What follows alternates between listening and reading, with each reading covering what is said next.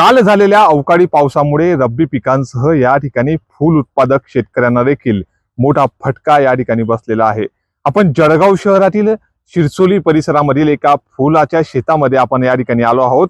या ठिकाणी गुलाब असेल, लिली असेल, नवरंग असेल, या फुलबाग करणाऱ्या शेतकऱ्याची ही शेती आता कुठेतरी जमीनदोस्त झाल्याचं चित्र आपल्याला दिसून येत आहे। आपण या शेतातील या शेताच्या बांधावरती आहोत। हे नवरंगाचे फूल आहे आणि हे बघतोय की हे संपूर्ण झाड जे आहे ते या ठिकाणी जमीनदोस्त झालेले आहेत आणि या झाडावरती आलेली ही जी फुलं आहे हे माती मोल झालेली आहे, यांना माती लागलेली आहे।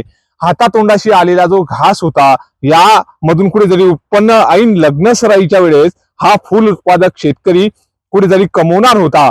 मात्र अचानक या ठिकाणी वादळी वारा, जोरदार पाऊस बरसला, विजांचा कडकडाट झाला आणि हातातोंडाशी आलेला रब्बी हंगामासह या ठिकाणी फूल उत्पादक शेतकऱ्याचा हा घास या ठिकाणी मातीमोल भावामध्ये आता या ठिकाणी दिसून येत आहे। आपल्यासोबत सुद्धा फूल उत्पादक शेतकरी आहेत।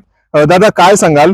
काल या ठिकाणी वादळी वारा झाला, इतर पिकांची तर नुकसान झालेत, मात्र फूल उत्पादकाची जी बाग आहे ते देखील आता जमीनदोस्त झालेली आहे। काय प्रतिक्रिया, काय सांगाल?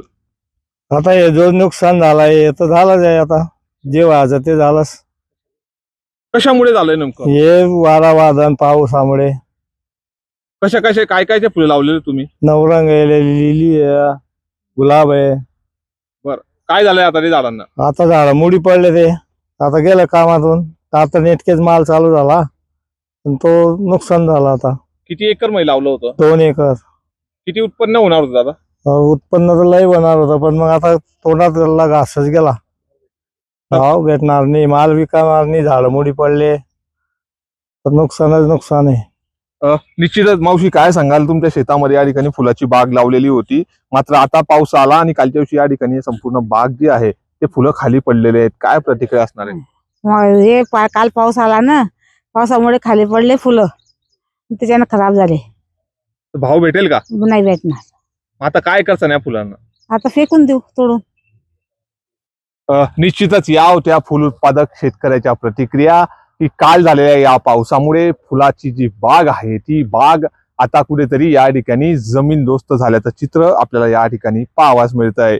एकीकडे लग्न सराईची धामधूम आणि फुल उत्पादक शेतकऱ्यांना मिळणारं हे जे उत्पन्न होतं ते काल झालेल्या या वादळी वारा पावसामुळे या ठिकाणी त्यांना आता या मातीमोल किमतीमध्ये म्हणजे फेकून द्यायची वेळ या फुल उत्पादक शेतकऱ्यावर या ठिकाणी येऊन टेपलेली आहे। नितीन नांदुरकर, न्यूज 18 मराठी, जळगाव।